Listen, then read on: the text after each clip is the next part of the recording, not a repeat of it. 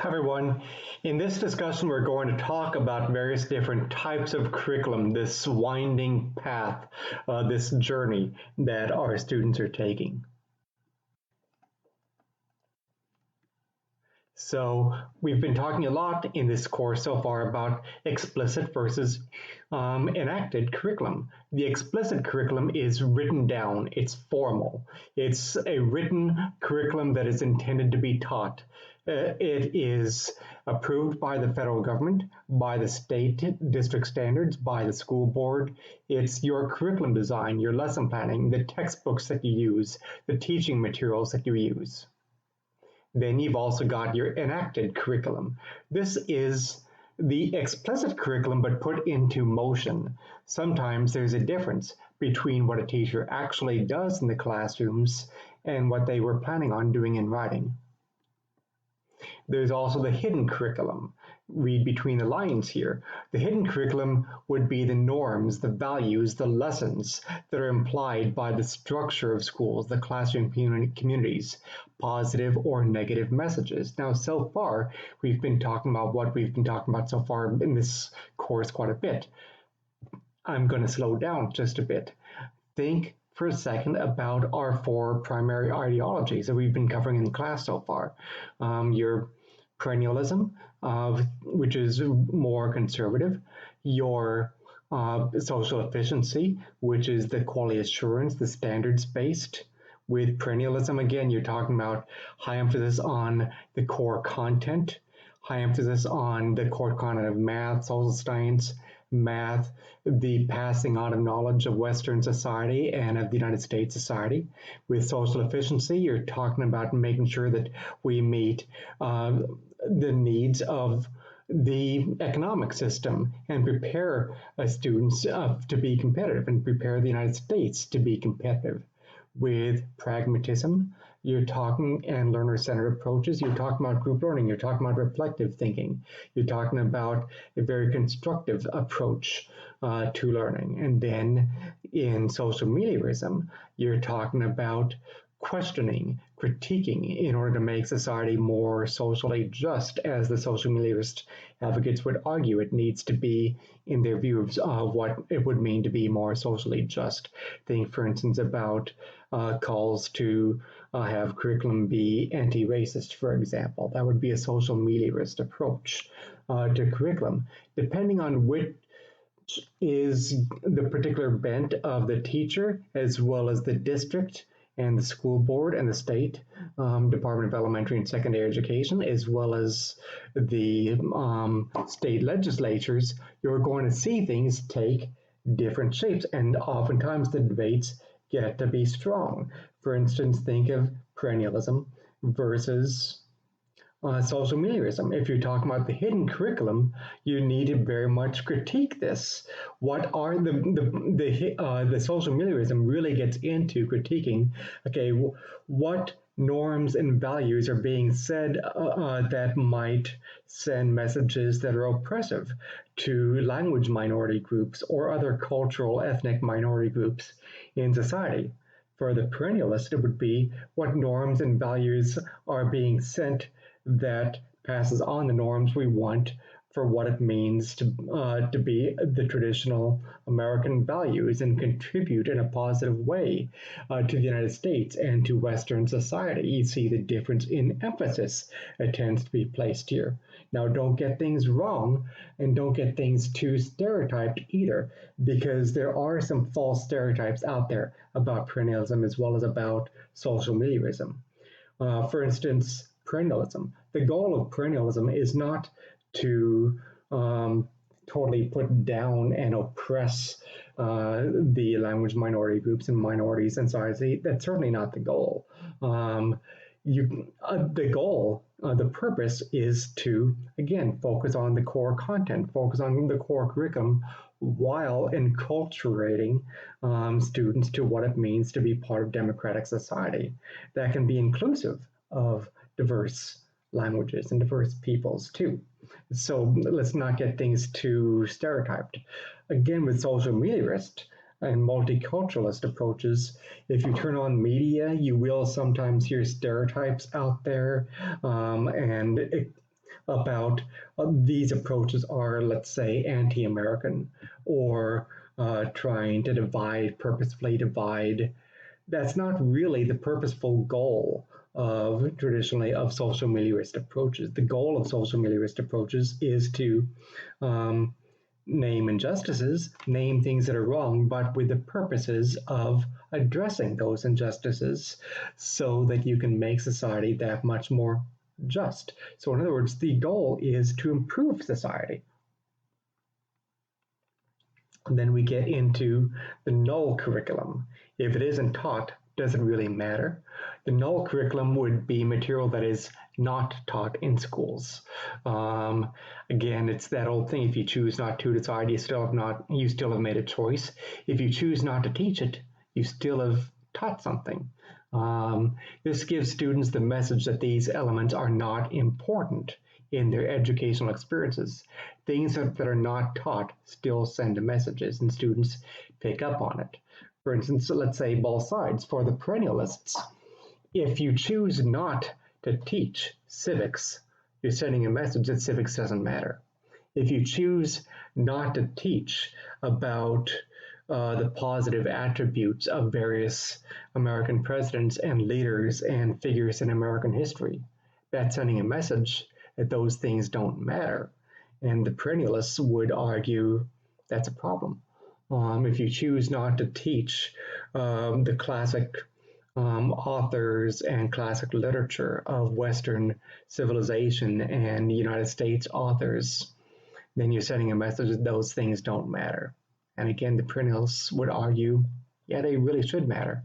On the other hand, when it comes to multiculturalist and social meliorist approaches, if you choose not to teach about African American history and Black history in the United States, if you choose not to teach about Chinese immigrant groups, if you choose not to teach about Native American history, if you choose not to teach about struggles and injustices, then you're sending a message that those things don't matter.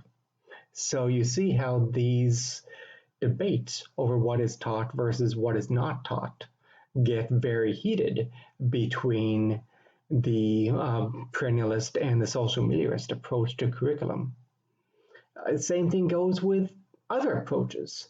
If you choose not to teach in a way that prepares students for the high stakes tests, you're sending a message that these high stakes tests and these things that are supposed to be on the high stakes test don't really matter. If you choose not, for the progressives, if you choose not to have lessons that involve project-based learning and inquiry, then you're sending a message that projects and inquiry and reflective thinking don't matter. So again, what's not taught sends a message. You've got the phantom curriculum, the messages that are out there in the media. Our children, K through 12, as well as university. Remember, curriculum is still going on at the university level.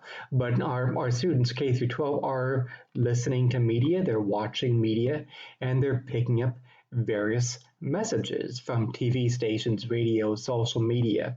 And this is sending messages to the students that will either enculturate them and help them to join the broader metaculture of, let's say, the United States, or have students be dividing into various subcultures. And you can see how this gets very heated among the curriculum.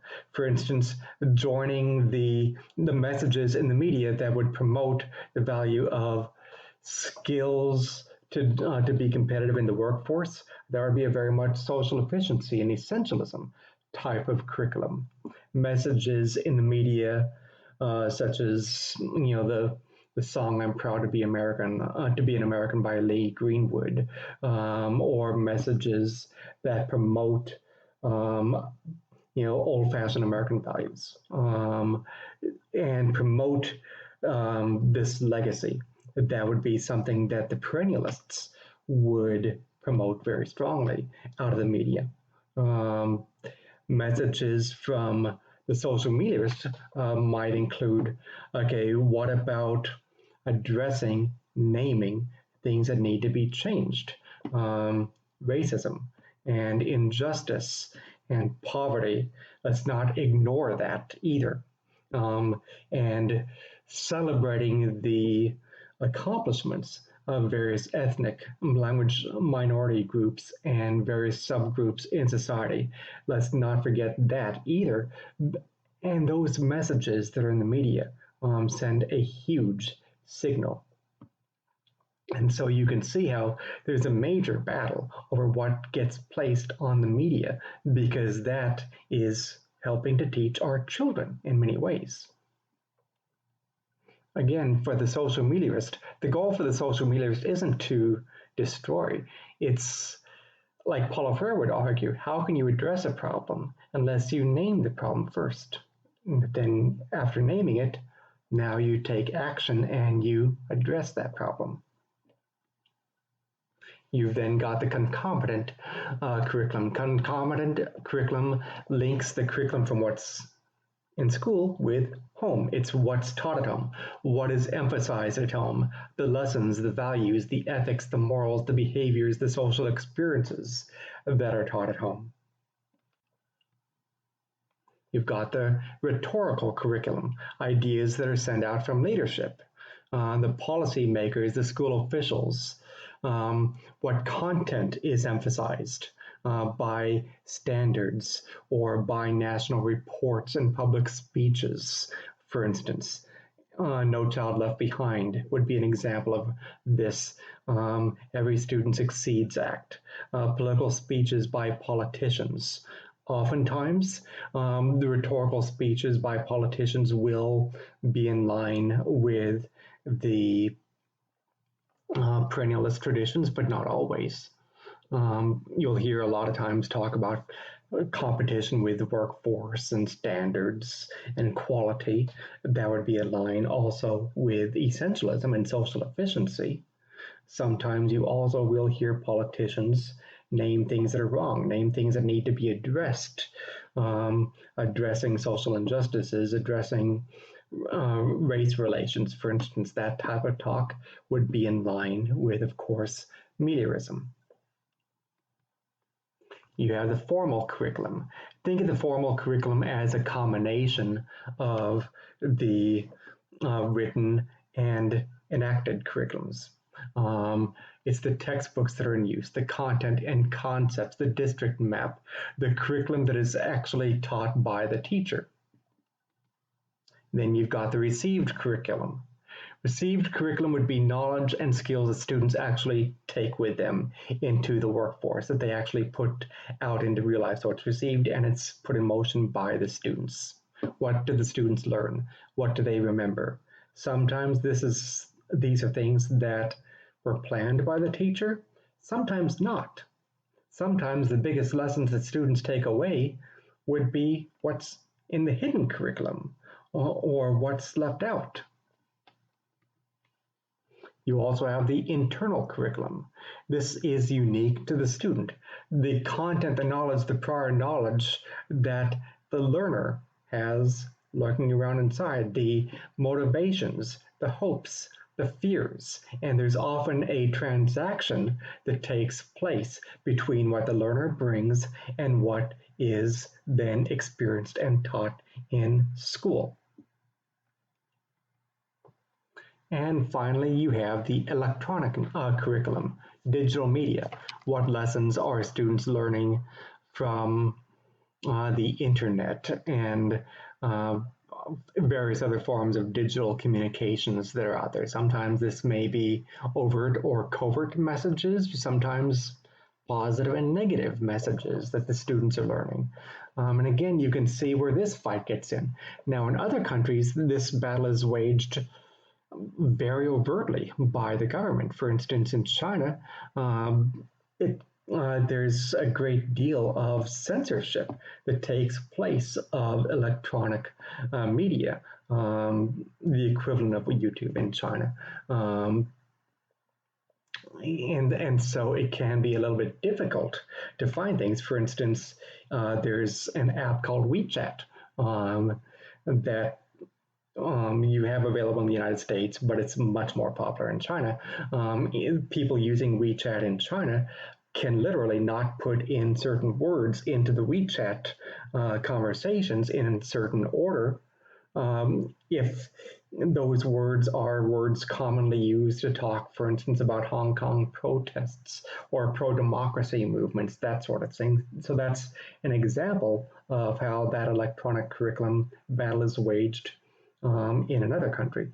Because remember, you've got different curricula that are these all these curricula, they're taking place in various countries too. And I could easily teach part of this course about a comparative curricula. That would be a very fun way to do it. I'm really focusing on the United States for this course. Okay, so hopefully you enjoyed this. Hopefully this was worthwhile to you, and it gives you a big, broad picture of these curriculum debates. Take care.